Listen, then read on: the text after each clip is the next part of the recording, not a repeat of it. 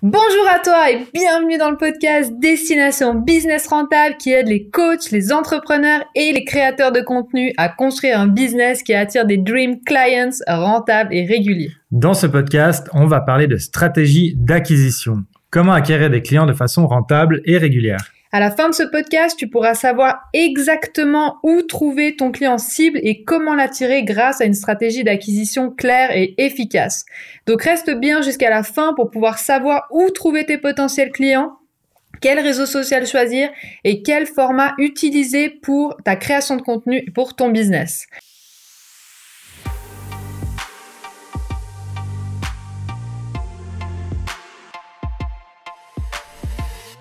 Dans un précédent podcast, le numéro 15, on a parlé de comment créer une offre irrésistible que tes potentiels clients vont s'arracher. L'objectif était de faire résonner celle-ci profondément avec eux et je te recommande évidemment d'aller voir ce podcast parce que c'est vraiment une thématique essentielle pour un business rentable. Exactement.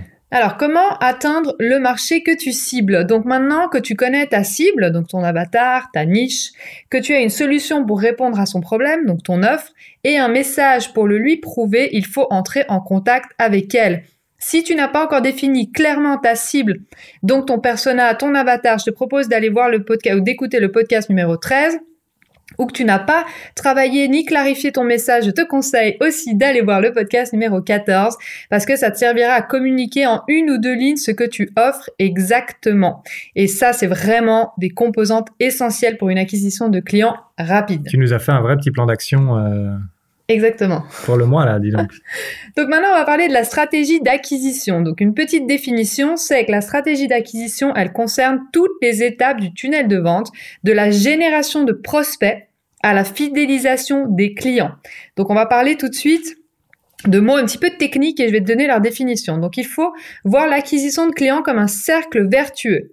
Donc tu as des suspects, qui amènent des prospects, qui amènent des clients, qui deviennent des ambassadeurs et ça amène à plus de prospects, plus de clients et voilà le cercle vertueux. Donc comme je le disais, il y a des mots un petit peu techniques. Donc qu'est-ce que c'est un suspect? C'est un inconnu qui est potentiellement intéressé. Ici, il s'agit de l'étape numéro 1 pour la construction d'un business durable et rentable. Les prospects, c'est quoi? C'est des gens qui ont déjà eu contact avec ton entreprise et tu possèdes un moyen de les contacter. Donc, soit tu as son email, son téléphone ou autre. Et ça, c'est l'étape numéro 2. Maintenant, l'étape numéro 3, c'est tes clients. Alors ça, c'est des personnes qui ont déjà acheté chez toi et donc ça, c'est l'étape numéro 3. Ouais, c'est super intéressant ce que tu dis et c'est vrai que les gens ont tendance à se dire « Ok, je dois trouver des clients, où c'est que je vais les trouver ?» Et les gens font la même chose sur Instagram en disant « Bah, il me faut des followers, où c'est que je vais trouver plus de followers ?» Mais les gens négligent énormément les gens qui ont déjà acheté ou par exemple sur Instagram, les gens qui sont déjà abonnés chez toi et en fait, c'est là où se trouve le plus d'argent. Mais vraiment, c'est beaucoup plus facile de vendre à quelqu'un qui a déjà acheté chez toi que d'essayer de convaincre un nouveau client d'acheter chez toi. Parce qu'il y a déjà la confiance. Exactement, il y a déjà la confiance, tu as déjà pu prouver ce que tu sais faire, ils ont déjà eu un win ou quelque chose, tu as déjà pu leur apporter des résultats. Donc, c'est vraiment, je crois que c'est 67% dans les statistiques, plus facile de vendre à quelqu'un qui a déjà acheté chez toi. Et pourtant, tout le monde veut un nouveau follower, un nouveau client, et ils vont chercher des nouveaux au lieu d'essayer de upsell, de vendre plus à des clients qui ont déjà acheté chez toi. Et en fait, s'ils ont acheté, c'est aussi que ils t'ont fait confiance. Si toi, tu as aimé travailler avec eux, autant continuer dans cette direction-là. Donc ça, tu as vraiment raison d'appuyer là-dessus. Les clients qui ont déjà acheté chez toi, c'est vraiment là où il y a le plus d'argent et le plus important.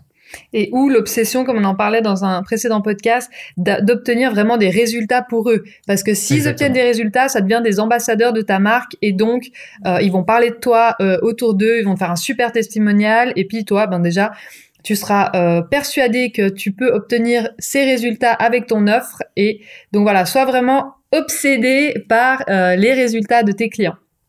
Maintenant, nous, notre objectif aujourd'hui, ça va être vraiment de regarder ensemble comment acquérir des clients de manière efficace et rentable. Parce que l'acquisition, c'est ce qui coûte le plus cher. C'est une des raisons pour laquelle autant de business ferment boutique. Et peut-être c'est parce qu'ils ont peur de parler d'argent, ils ont peur de parler de chiffres. En tout cas, c'est une des raisons qu'on voit souvent.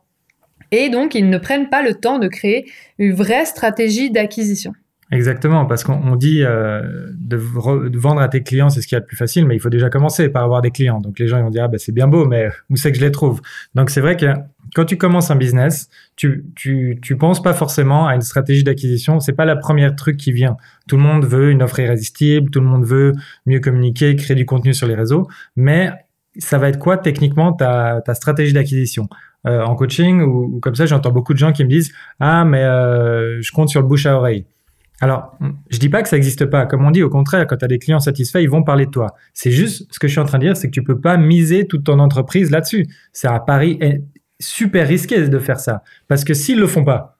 Bah, et ça prend du temps. C'est ça. Et il y a une possibilité qu'ils le font pas. Les gens courent pas dans les rues à recommander des trucs aux autres, tu vois. Alors, ça arrive, certainement. Et si tu as une stratégie, ça marche très bien. Mais c'est le mot vraiment stratégie. Il faut que ce soit mis en place. Il faut que les gens ont comment dire, bénéficient de quelque chose ou ils gagnent quelque chose de te recommander. Il y a des trucs, ça marche vraiment très bien. Demander des reviews, demander des testimonials en échange, je sais pas, d'un pourcentage, d'un discount, d'un bonus ou quelque chose comme ça. Donc, si c'est dans ta stratégie, non, c'est extraordinairement efficace, mais il faut que ça fasse partie d'une stratégie. Tu peux pas attendre que les gens, de leur plein gré, vont commencer à crier que ton business est génial sur tous les toits. Donc, exactement. Voilà. Donc maintenant, on va regarder les différents canaux d'acquisition sur le web. Donc, est-ce que tu peux nous en dire un petit peu plus, Micha? Bien sûr. Alors, les différents canaux d'acquisition, on entend souvent parler du SEO, donc Search Engine Optimization. C'est un nom barbare pour dire tout simplement d'être trouvable dans Google. Enfin, il y a d'autres. C'est le terme générique, mais en général, aujourd'hui, tout le monde utilise Google. Il y a encore d'autres moteurs de recherche, mais c'est d'être facilement trouvable sur les moteurs de recherche. Donc, référencement naturel. Donc, le référencement naturel, exactement. On dit, tout le monde cherche à trouver des clients, mais c'est beaucoup plus facile de faire en sorte que les clients puissent te trouver facilement. Après, il y a le SM, donc c'est le référencement payant. C'est le payer en fait, genre AdSense sur Google Ads, et d'être référencé. Vous voyez, quand vous tapez dans Google, vous avez les premières références qui sont ads, références les annonces, qui génèrent aussi pas mal de trafic, mais il faut aussi se placer sur les bons mots-clés. Il faut connaître justement comment l'utiliser, mais c'est aussi un moyen très efficace. Ensuite, il y a les réseaux sociaux, bien sûr. C'est tout ce qui est création de contenu. Il y a aussi le côté influenceur marketing, des gens qui ont déjà une bonne visibilité dans un marché dans lequel tu as envie de te lancer. Bah, c'est aussi peut-être une très bonne opportunité d'avoir tout d'un coup plus de visibilité.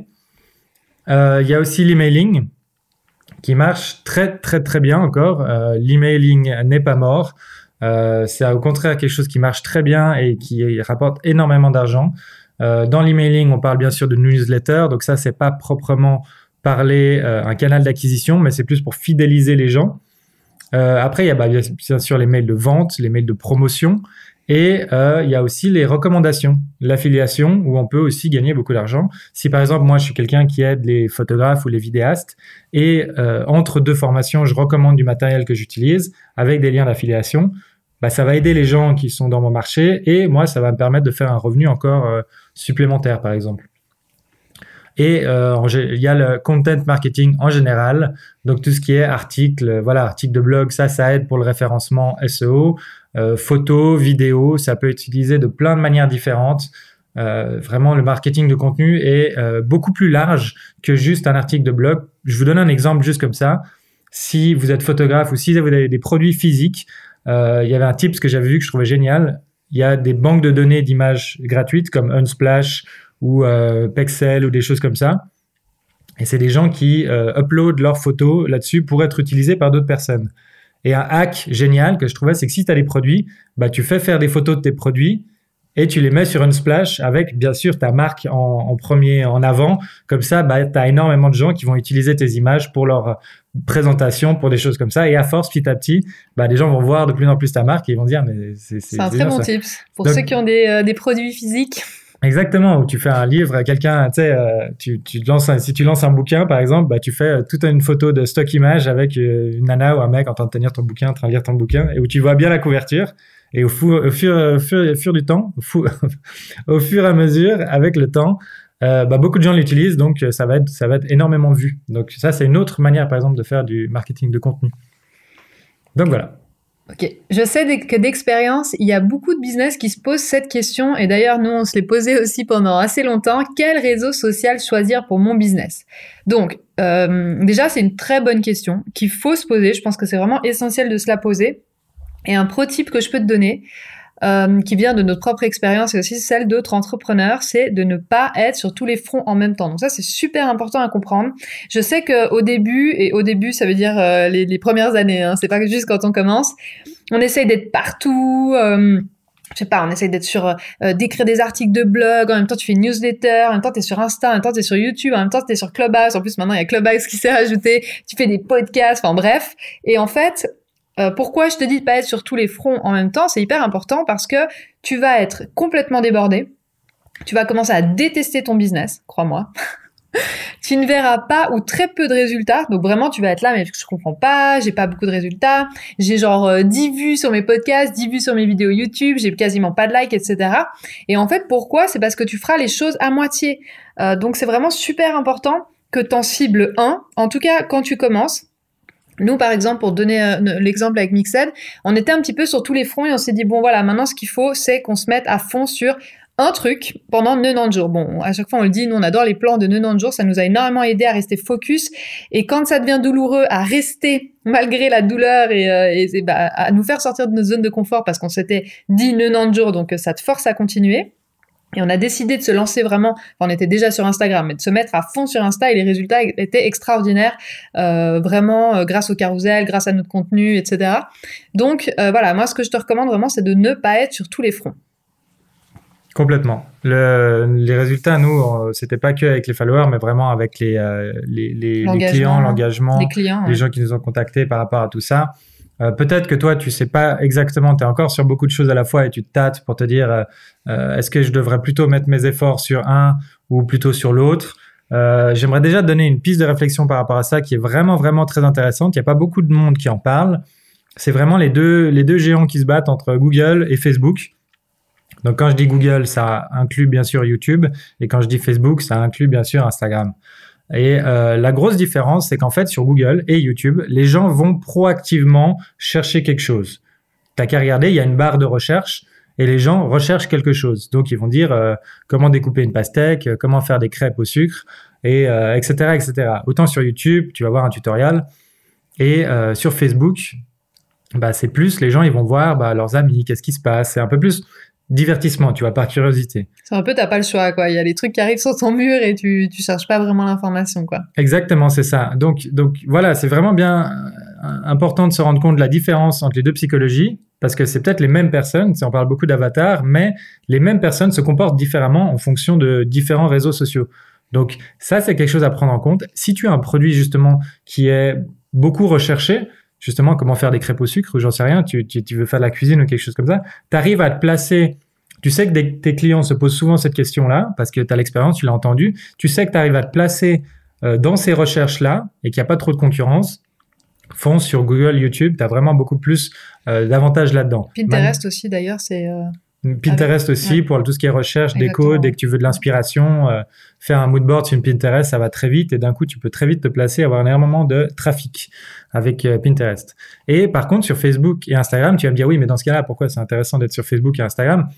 Justement, parce que les gens, ils sont là à errer un peu comme ça, à regarder en l'air. Oh, tiens, un machin qui me fait rire. Attendre qu'un truc intéressant passe. Un truc intéressant passe. Donc, en fait, ils te donnent clairement leur temps en te disant, je suis ouvert, j'ai le temps, je suis libre de découvrir de nouvelles choses. Et si tu arrives à justement être captivant, donc tu te bats sur un autre marché. Dans l'autre, c'est vraiment d'être devant les gens qui te recherchent. Et là, tu te bats pour leur attention. Et si tu arrives à être quelqu'un de captivant, je sais pas, soit avec de l'humour, soit avec des conseils pertinents, soit avec de l'inspiration, on en a parlé de créer du contenu, comment créer du contenu justement pertinent. Si tu arrives c'est pour ça qu'on parle aussi de parler la même langue que ton prospect, de ses problèmes et tout ça, parce que s'il voit ça passer dans son feed, sur son téléphone ou sur son ordinateur, ça va l'arrêter. Il va dire, c'est vrai que j'ai ce problème depuis longtemps ou j'ai ça qui me tourne dans la tête, donc c'est quelque chose qui pourrait être ultra, ultra efficace pour toi. Et aussi avec Facebook et Instagram, il y a cette proximité que tu n'as pas avec Google et YouTube, par exemple, c'est que direct, tu peux envoyer un DM, un message privé à la personne, et ça, c'est vraiment une proximité, un lien que tu n'as pas sur YouTube. YouTube, oui, tu peux laisser des commentaires, mais tu peux pas contacter les gens. Et ça, c'est quelque chose aussi, nous, c'est aussi une des raisons pourquoi on adore Instagram, c'est que tu peux vraiment créer du lien très fort. En fait, il y a vraiment cette proximité. C'est un très bon point. Et c'est vrai que voilà, Facebook et Instagram sont beaucoup plus personnels, en fait. Et tu peux contacter directement les personnes et commencer à échanger et engager sans avoir besoin de passer par écris-moi un email ou je sais pas quoi. Et puis même, t'as pas vraiment les contacts forcément sur Google ou Facebook. Exactement. Donc du coup, vient la question, quel format utiliser pour ton business? Donc il existe 4 types de formats. Il y a les vidéos, par exemple YouTube, il y a les audios, par exemple les podcasts, il y a les textes, par exemple les articles de blog, et il y a aussi tout ce qui est photo avec Instagram. Un tips pro que j'aimerais te donner, c'est avant de te lancer dans la création de contenu de ce type, demande-toi, et ça c'est vraiment super important, quel est l'objectif de cette création de contenu? Ok, pourquoi tu crées du contenu? Quel est le but de mon business? Quel message je veux faire passer? Est-ce que ce format répond vraiment aux besoins de mon audience? D'accord, ici l'objectif c'est d'éviter. J'aimerais t'éviter de créer du contenu juste pour créer du contenu parce que ça va te faire perdre du temps, ça va te faire perdre de l'énergie, ça va te faire perdre du focus, enfin vraiment rien de très positif pour ton business et pour voilà ta rentabilité et pour enfin c'est mieux de travailler sur la stratégie de ton business, sur ton offre, vraiment aller en profondeur sur ton étude de marché, connaître ton avatar, discuter avec les gens, etc. que créer du contenu juste pour créer du contenu. Oui, tu risques de créer du contenu à côté, comme on dit, qui résonne pas avec ton audience et tu vas sûrement t'épuiser, te décourager et finir même peut-être par abandonner. Nous, on en a vu beaucoup depuis, mais même, j'allais dire 1 an, mais même pas, en fait, quelques mois. Tu vois des gens qui se lancent, d'un coup, ils sont là partout, ils commandent tout et d'un coup, ils disparaissent. Tu les vois plus. D'ailleurs, si vous nous écoutez, on pense fort à vous. Voilà, faut pas abandonner, faut pas décourager, faut abandonner. Moi, j'ai aussi des gens dans mon entourage ou des gens dans les coachings qui sont là, ouais, j'hésite, je vais sûrement... j'hésite à reprendre un job ou machin. Alors je dis pas que c'est un échec, hein. Je dis juste que c'est dommage en fait. Tu t'épuises souvent à changer de niche, à changer de message, à changer ton site. Et tout ce boulot-là, c'est vraiment... 50 fois ta bio, 50 fois ton site. Ouais, et tout ça, c'est toute l'énergie que tu mets pas justement dans trouver des clients et de pouvoir travailler directement avec tes clients. Donc et franchement, on est passé par là. Il y a des moments, c'est difficile. Oui, c'est pour ça que je rigole, parce qu'on est passé par là. C'est rire nerveux. Non, mais des fois, c'est douloureux. Et c'est vrai que nous, ça nous aide d'être aussi à 2. Alors, on a ce qui est un avantage et une force. Quand il y en a un qui doute, on peut se rassurer. Quand on doute à 2, ça devient 2 fois plus douloureux. Et quand on est positif à 2, ça devient 2 fois plus fort. Donc voilà, après, faut pas non plus trop te mettre la pression.